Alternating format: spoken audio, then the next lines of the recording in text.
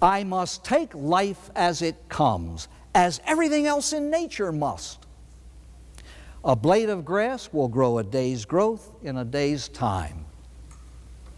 And you and I will progress in life, in the maturing process, a day's growth in a day's time. I wonder how many people, having had the door to God opened up through their sobriety, they just want to gulp this spiritual life in and figure that if I go on an AA retreat this weekend, I can be canonized by next Wednesday morning. Doesn't happen that way. We grow a day's growth in a day's time, and AA always tells us, look, easy does it, easy does it, easy does it, easy does it. We live a day at a time. I look on my past intelligently and my future intelligently, but this is the day that I have to act in. This is manageable because this is a day in which I make decisions that are perhaps based on my past and will have an effect on my future.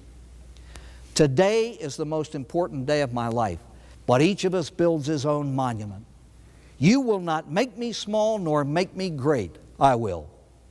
And I won't make you small or make you great. You will. Now, how do we live today in this sober life of cleaning up all the things that we worry about when we come in?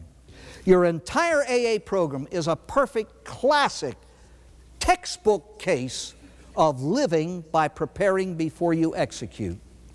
You admit you're sick, you take the steps to get well. You enter a room and look at well people, you come to believe you can get well. You make a decision to turn your life to God, you spend the rest of your life doing it. You take an inventory, you make known what's wrong. You become willing to have defects removed, you ask. You make a list and become willing to make amends, and you do it. The whole thing is a classic pattern of preparing before you execute.